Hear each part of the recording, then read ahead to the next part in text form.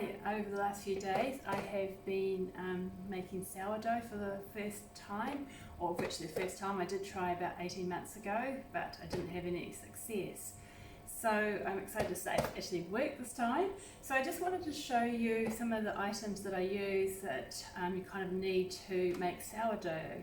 So first of all, you need to make a starter. So if you just grab from the cupboard, hopefully you might have a jar, but any kind of wide mouth jar would be really good. You just want to use a wide mouth one because it's just easier when you're putting the flour in when you're feeding it.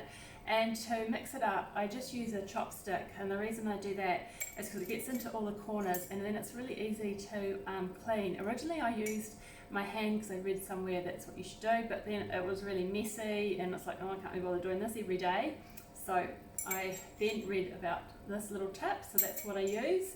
And what we have here is actually a starter that I have been feeding, and you can see also that it has very blurry, but it is actually the weight of the jar, and that really helps when you're actually doing your starter and feeding it. And this is just cut out of an old clean tea towel, and basically you mix up your starter and you put that over top, and I just sit that up in the cupboard.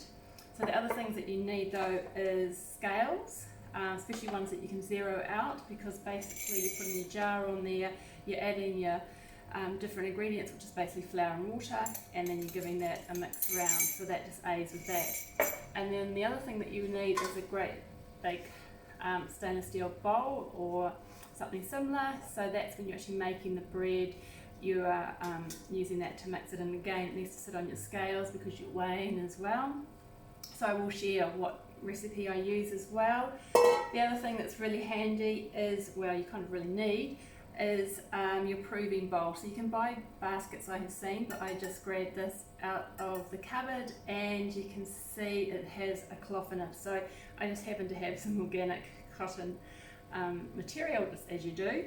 And so I cut that to fit, and that's also gets floured, so when it's proving for the final time it doesn't stick.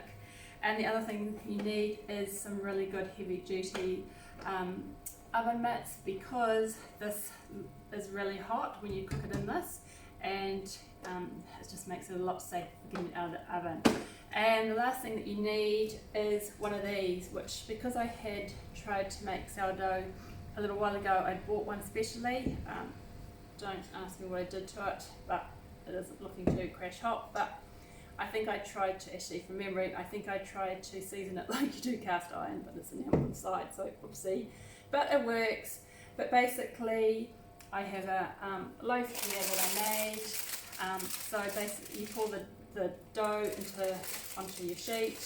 A paper, you pop it in, and then when it's cooked, you can easily just take it out like that. Now I've actually used that twice, so it's looking a bit burnt, but it just saves going through too much baking paper.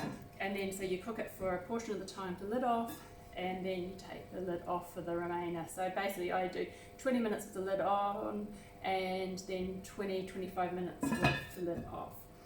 So that's all I need, apart from obviously the flour and the water, but I'll put the recipe of what I do in the details. So have fun, and I tell you, this is so good. Oh my goodness. The only problem is you won't eat too much of it. And oh, you might notice too, this is a small loaf, because I'm still experimenting and learning.